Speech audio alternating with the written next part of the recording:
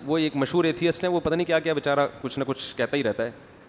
ابھی میرے خلاف ایک کلپ بنایا انہوں نے، اس میں اس نے کہا کہ یہ مولانا صاحب جو ہے نا، میں نے کہیں وہ جو بل تھا نا سینٹ میں جو پاس ہوا ہے خواتین پہ تشدد، بچوں پہ تشدد کے خلاف بل، اس بل کی مخالفت کی ہے میں نے. سب نہیں کی ہے، جتنے بھی عقل مند لوگ ہیں. اور خلیل الرحمان قمر جو ڈرامہ نگار ہے اس نے بھی بڑی شدید مخالفت کی ہے، بڑا خاندانی کام کیا.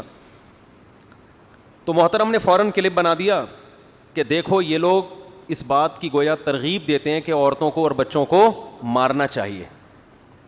اور اے بھائی، کسی بل کی مخالفت کا مطلب یہ نہیں ہوتا کہ اس بل میں ہر شک کے ہم خلاف ہیں اور ہم لوگوں کو ترغیب دے رہے ہیں کہ اس کی مخالفت کرنے کا مطلب ہے کہ اس کے الٹ چلنا شروع ہو جاؤ.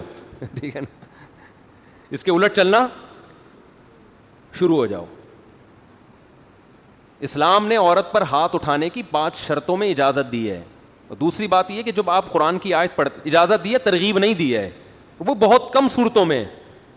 ترغیب کس بات کی دی ہے؟ جو نبی صلی اللہ علیہ وسلم نے اپنے عمل سے 9 بیویاں رکھی ہیں، زندگی میں کبھی کسی ایک پر بھی ہاتھ نہیں اٹھایا. حتیٰ کہ حضرت عائشہ فرماتی ہیں کسی عورت پہ، کسی خادم پہ بھی زندگی میں کبھی ہاتھ نہیں اٹھایا. یہ ترغیب ہے. یہ کیا ہے؟ یہ کوئی گورا کر کے دکھائے، کوئی ایتھیس کر کے دکھائے. بتایا ہے کہ لائف اسٹائل یہ ہونا چاہیے. انس ابن مالک کہتے ہیں میں نبی کا خدمت گزار تھا، 10 سال مجھے خدمت کے طور پر نبی کے حوالے کیا گیا. اللہ کی قسم 10 سال میں ایک دفعہ مارنا تو دور کی بات، ڈانٹا بھی نہیں. ایک دفعہ آپ کا کوئی ملازم ہو، 10 سال میں ایک بار بھی نوبت نہ آئے کہ آپ اسے ڈانٹو. آج دنیا میں کسی کے باپ کے پاس بھی اتنا ظرف ہے؟ وہ باپ کا لفظ اب چڑھ گیا میری زبان پہ، وہ جو باپ پہ بن گیا تھا نا کلپ. کہیں ہے کسی کے پاس اتنا ظرف؟ بولو بھائی. 10 سال بڑا عرصہ ہوتا ہے. فرماتے ہیں مجھے کوئی کام نبی نے میرے ذمے لگایا اور میں نے نہیں کیا تو نبی نے کبھی یوں طنز نہیں کیا کہ یہ کیوں نہیں کیا. اور کوئی کام نبی نے مجھے منع کیا ہو اور میں نے کر لیا تو نبی نے ایک دفعہ بھی یہ نہیں کیا کہا کہ کیوں کیا. کر لیا ٹھیک ہے، نہیں کیا تو بھی ٹھیک ہے. کتنا بڑا ظرف.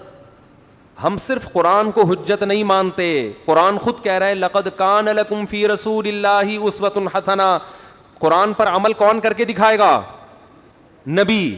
تو قرآن کہہ رہا ہے کیسے عمل کیا، یہ نبی سے سیکھنا ہے. تو صرف قرآن کی آیت کوٹ کر دینا کہ قرآن مرد کو اجازت دے رہا ہے بیوی پہ ہاتھ اٹھانے کی، اور نبی کی سیرت کو درمیان سے ہٹا دینا، تو یہ آپ آدھا اسلام پیش کر رہے ہو، آدھا کیا کر رہے ہو؟ غائب کر رہے ہو. تو پورا اسلام تو نبی کی سیرت کو مل کے پتہ چلتا ہے. اور یہ جو قرآن میں آیت ہے نا وَضْرِبُوهُنَّ، کہ شرارتی عورت اگر باز نہ آئے، بیوی شرارتی ہو، ظاہر ہے شرارتی کے بارے میں ہے نا، یہ شرارتی عورت اگر قابو میں نہیں آ رہی تو قرآن اس کا حکم بیان کر رہا ہے کہ پہلے اسٹیپ میں اسے سمجھاؤ، دوسرے میں بستر الگ کر دو. یہ دنیا میں کسی مذہب میں ہے؟ تیسرے اسٹیپ میں وَضْرِبُوهُنَّ، ان کو مارو. اور یہاں آرڈر جو ہے نا مارو، امر یہاں اباحت کے لیے ہے، وجوب کے لیے نہیں ہے. یعنی امر کا جو صیغہ ہے نا، صیغہ تو آرڈر کا ہے کہ کرو یہ کام.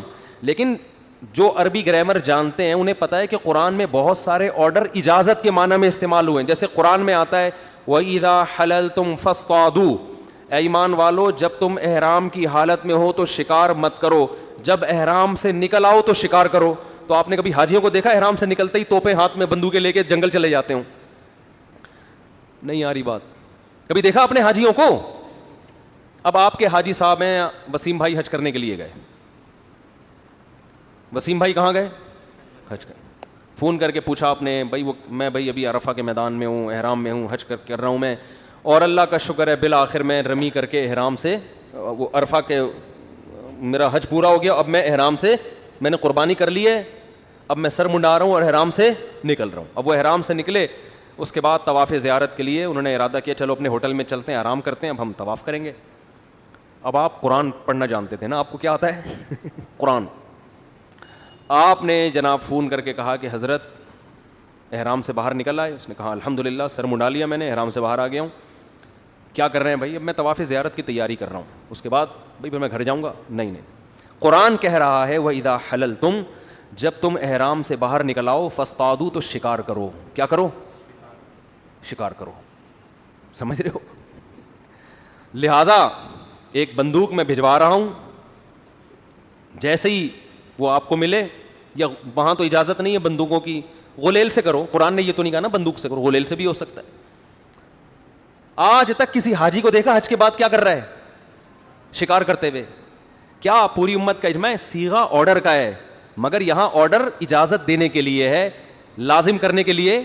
مطلب یہ ہے کہ اب اگر تم شکار کرنا چاہو تو الاؤڈ ہے، جو پابندی تھی وہ کیا ہو گئی ہے؟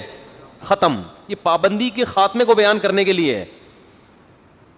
قرآن میں آتا ہے اے ایمان والو اذا نودی للصلاۃ من یوم الجمعۃ فاسعوا الی ذکر اللہ، جب جمعے کی اذان ہو جائے تو تجارت چھوڑ دو، کاروبار بند کر دو، اور کہاں؟ اللہ کے ذکر کی طرف دوڑو، مسجد میں آؤ۔ یہاں بھی دوڑو کا مطلب یہ نہیں کہ ریسنگ لگانا شروع کر دو، محاورے قرآن وہی استعمال کرے گا نا جو عرف میں رائج ہیں۔ دوڑ کا مطلب سارے کام چھوڑ کے کہاں جاؤ؟ مسجد میں۔ ہاں جانا اسپیڈ سے نہیں، آرام آرام سے جانا ہے، لیکن دوڑ کا مطلب باقی سب کام چھوڑ دو۔ آگے کیا آ رہا ہے؟ فَإِذَا قُضِيَتِ الصَّلَاةُ فَانتَشِرُوا فِي الْأَرْضِ وَابْتَغُوا مِنْ فَضْلِ اللَّهِ، جب نماز ختم ہو جائے تو زمین میں پھیل جاؤ اور اللہ کی روزی کو تلاش کرو۔ اب یہاں کیا ہے؟ آپ جمعے کی اذان ہوئی، آپ چل چل کے جا رہے ہیں، پیچھے سے مولوی صاحب نے ہنٹر مارا کھینچ کے آپ کہ قرآن کیا کہہ رہا ہے؟ دوڑو۔ ڈکشنری میں تو سعی کا مطلب دوڑ ہی ہے، صفا مروہ کی سعی ہوتی ہے نا، فسعوا سعی سے نکلا ہے، اس لیے کہتے ہیں قرآن کے اہل سے سیکھا جاتا ہے۔ ہر آدمی اٹھ کے آج مفسر قرآن بنا ہوا ہے، میں قرآن سے سمجھتا ہوں۔ صحابہ نے نبی سے سمجھا ہے، تابعین نے صحابہ سے سمجھا ہے۔ اس کے لیے عربی زبان میں مہارت ضروری ہے، عرب محاوروں سے واقف ہونا ضروری ہے۔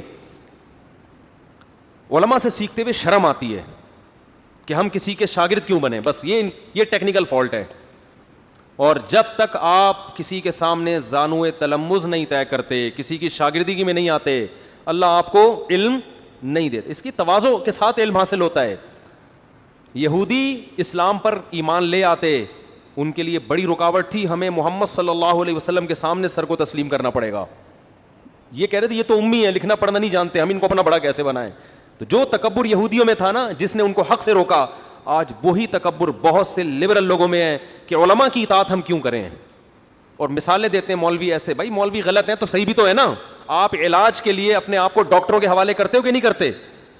ڈاکٹروں میں 2 نمبر بھی ہیں لیکن 1 نمبر بھی تو ہے نا، یا خود ہی پیٹ کاٹ کے اپنی سلائی ولائی کر کے گردے کی پتھری نکال لیتے ہو؟ تو وہاں تو شرم، وہاں تو آپ کو کبر محسوس نہیں ہوتا، وہاں مان لیتے ہو بھائی انہیں آتا ہے ہمیں نہیں آتا۔ تو علماء کے بارے میں کیا ہوتا ہے یہ مانتے ہوئے کہ بھائی ان کو آتا ہے ہمیں نہیں آتا۔ ہاں علماء میں پھر یہ ہے کہ حق پرست کون ہے اور باطل کون ہے۔ تو قرآن کیا کہہ رہا ہے کہ اللہ کے ذکر کی طرف دوڑو۔ مولوی صاحب نے ڈنڈا مارا، دوڑ کیوں نہیں رہا؟ قرآن کیا کہہ رہا ہے؟ آیت نمبر بھی پیش کر دی، سورہ جمعہ، سورت کا حوالہ بھی دے دیا۔ اسے کہا جائے گا بھائی یہ محاورہ ہے، دوڑو کا مطلب سارے کام چھوڑ دو، بھائی یہی کر رہے ہیں اب۔ پھر جیسے ہی نماز ختم ہوئی آپ نے کہا چلو یار جا کے کھانا کھاتے ہیں، آج لیٹ ہو گئے، کھانا کھا کے لمبے ہو جائیں گے، تھوڑا سوئیں گے، آرام کریں گے، دن بھر کے تھکے ہوئے ہیں۔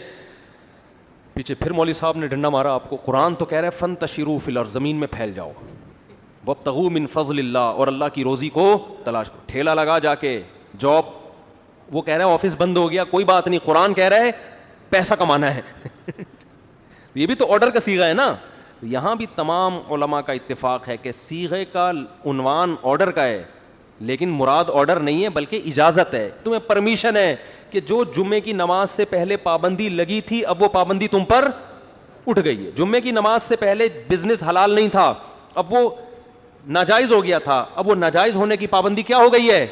بولو، اٹھ گئی ہے۔ تو یہاں بھی قرآن جو کہہ رہا ہے نا کہ زوجہ کو سمجھاؤ، بستر الگ کر دو، پھر بھی باز نہ آئے تو مارو، تو پوری امت کا اتفاق ہے کہ یہ جو مارو کا لفظ ہے یہ آرڈر کے لیے نہیں ہے، پرمیشن ہے، اجازت ہے، کہ شدید مجبوری میں گھر کو ٹوٹنے سے بچانے کے لیے ہاتھ اٹھانے کی اجازت، ترغیب نہیں ہے، اجازت ہے، اور وہ مخصوص صورتوں میں اجازت ہے۔ اس میں حکمتیں کیا ہیں اس پر میں کئی دفعہ بیان کر چکا ہوں، دوبارہ نہیں چھیڑوں گا اس ٹاپک کو میں، لیکن نارملی یہ کوئی پسندیدہ کام نہیں ہے۔ نبی نے 9 زوجات کو رکھ کے ایک پہ بھی نہیں کبھی ہاتھ اٹھایا، اور نبی نے فرمایا یغلبن الکریم، عزت دار آدمی پر اس کی بیوی حاوی ہوگی، اور پورا کنٹرول اگر کرو گے تو لئیم، کمینہ پن دکھانا پڑے گا، ہے نا، برا بننا پڑے گا، اخلاق کو خراب کرنا پڑے گا، تو کوئی بات نہیں، تھوڑا سا اس کا غلبہ برداشت کر لو۔